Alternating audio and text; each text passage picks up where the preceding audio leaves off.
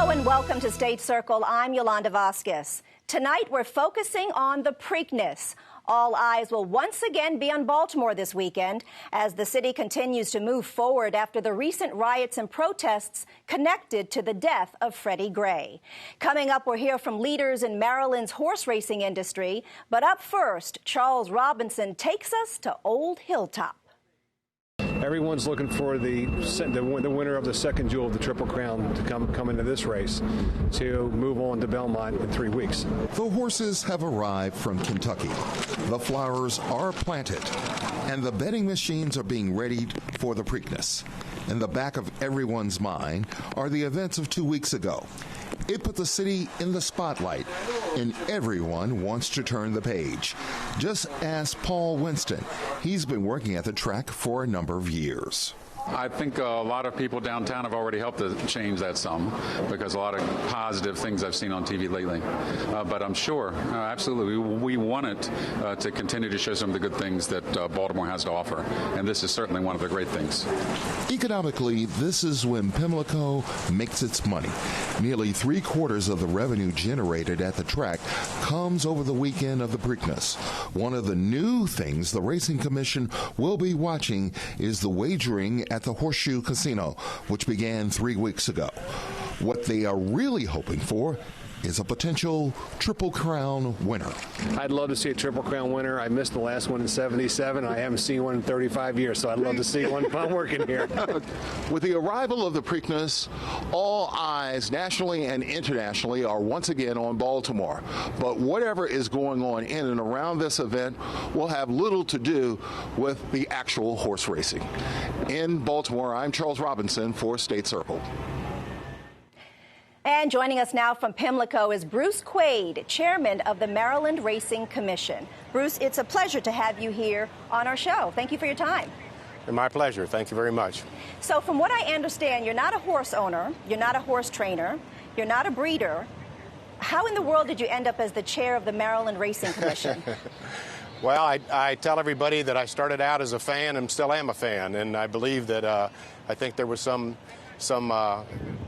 push to involve people that from the outside to get their perspective, and I was appointed to the commission about 4 years ago, and I've been chairman for 2 years, and real happy to be on it. And I think we have a great racing commission. We have a cross section of people that of what you just mentioned, the breeders, the owners, people that are on the standardbred side, the thoroughbred side. So I believe we have a stellar commission.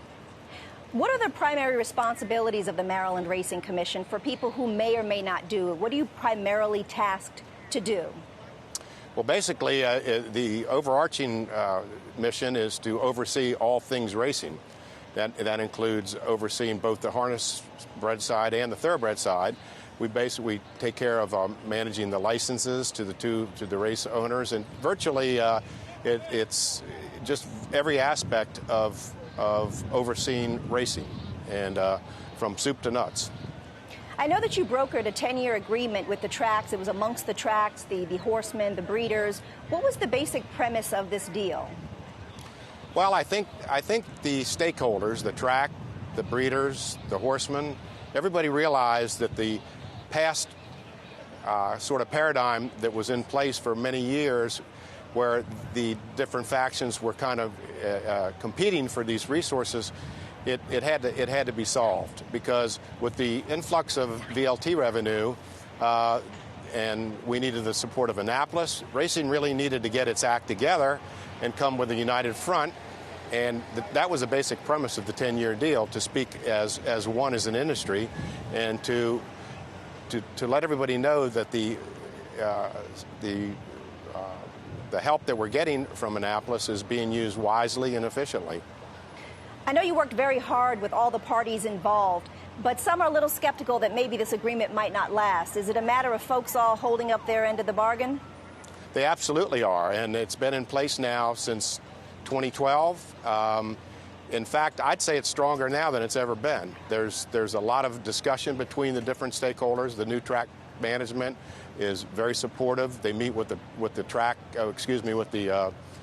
with the horsemen weekly. I believe that the 10-year accord is stronger than ever. Good news. And I believe it's the cornerstone of really all we do. Without it, we'd be sunk. And I'm proud when I go to Annapolis to testify. It's one of the things I'm most proud of, that we are able to go down there and say the industry has, in fact, got its act together. You also formed a breeding task force. What are the main issues surrounding this segment of the industry? I know foal crops have been reduced over the years, but is it just that or is it more? Well, it was a lot. We had lost almost 80% of our commodity through the years. Maryland was sort of late to the game as far as slot revenue coming in. All our surrounding tracks like Delaware, New Jersey, what am I leaving? Delaware. They all received VLT revenue pretty long time before us. We suffered with a loss of our product, most important product, our horses. We had lost almost 80% of our horse commodity, and that includes not just foals, but mares, and our stallions were dramatically decreased. No industry can absorb an 80% loss of its most valuable commodity. The Breeders' Task Force actually was started right on the heels of the 10-year accord, and the goal was to turn the whole breeding section of our industry around, and early returns that it's very, very successful. There's more foals, there's more stallions, and there's more mares, and I think it's one of our most positive programs that we've put in for a long time. Let's talk a little bit more about the adoption of the regional medication rules. This was sort of to have some uniformity with certified labs coming in. Can you tell us a little bit more about what's been happening most recently with that? Yes. I guess it's been about 2 years now. Maryland actually was one of the leaders to join into a regional consortium to standardize the medication policies and procedures. It involves a list of drugs that are allowed and not allowed. It involves certified labs for testing and a whole set of rules and regulations that oversee the medication arena of our sport. And Maryland got on early on, and we're very proud of that. And we have embraced the RMTC policies and procedures. We believe that we've made the sport more safe and clean, and another thing that we're very proud of. You know, I used to work as a reporter down in Louisville, Kentucky, and I used to cover the Derby for many years. I went back to Churchill Downs not too long ago, and it was barely recognizable. They really have changed Churchill Downs. Are there any plans for any redevelopment with Pimlico to the extent that Churchill Downs has been transformed? Well, it's one of the things. One of the things I also say, our racing industry is like a three-legged stool. We have the horsemen who live and train. We have the breeders who supply the horses, and we have the racetrack that provides a venue. The first two we've addressed with the 10-year deal and the breeding task force. The last leg of the stool is the capital improvement program that everybody realizes has to be done. Over the last year, the Stronach Corporation has come in full bore with a very aggressive capital improvement program. They've made $10 million improvements already to Laurel and Pimlico. They have plans for a whole lot more. We couldn't be happier. They're really addressing our facilities are very old and aged, and they need a lot of retrofitting and improvement. And the Stronach Committee, the Stronach Corporation, is very committed to doing that. And we're very, very pleased. We're partnering with them. We meet with them a lot, and they're really delivering on their goods. And that's the most important thing. You know, you have a reputation for being a very committed and energetic commissioner, but I've been told that you've been impatient with sort of the change of pace in the sport. Is that exactly true? And if so, what needs to be quickened up?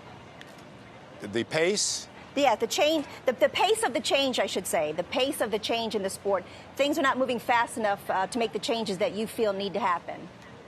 Well, I think we can only control what we do here in the state. Obviously, we're trying to get the things done that I just described. I believe that the industry nationally needs to recognize that the horse industry has a lot of competitors, and they need to they need to circle the wagons a little bit. One of our other initiatives is to try to figure out, is there a possibility for regional racing, sort of a racing circuit, because there is a huge shortage of horses in the United States, and there has to be some sense of cooperation between the racetracks to share these resources. In the past, there's been a whole lot of you run your races, I run ours, and everybody beating up each other. I believe one of the things that needs to be done is our sport needs to be looked at regionally or even nationally. And I believe, again, our commission, partnered with the Stronach Group, is looking into that very subject. What about the future for racing here in Maryland? I believe it couldn't be brighter. I know at times I sound like a cheerleader, but I got to tell you, where we are today and where we were 3, 4, 5 years ago, it's night and day. There's a whole sense of optimism. There's people seeing these improvements. Again, it's not a story when everything's going good, but things are going very well, and we're very proud of that. I think racing in Maryland is as strong as it's been in a long time, and I believe it's going to get a lot better. Well, that's good news. I can't let you go without asking you for a prediction of sorts for the Preakness for tomorrow. Can you give us an exact or trifecta wager? I hear that I hear you're a bettor, and I hear you're a pretty picky bettor. Well, I don't know. That's, as I said, that's how I got in the game, being a fan from back when I was 18 years old, and I've been doing it for a lot of years, mostly unsuccessfully, but every now and then, you know, we come across. I'm actually going to pick a little bit of a long shot. I'm going to pick Firing Line, and probably certainly we have to root for a Triple Crown. American Pharaoh it looked tremendous in the Derby. I like the looks of Firing Line, though, so if I was putting it exacta, those would be my 2 horses. All right, sounds like a good plan. Bruce Quade, thank you so much for your time. We really appreciate it. Thank you very much. This weekend, hundreds of thousands of people will cram into the Park Heights neighborhood. Josh Davisberg talks to neighbors and business owners about the excited frenzy of the big Preakness party.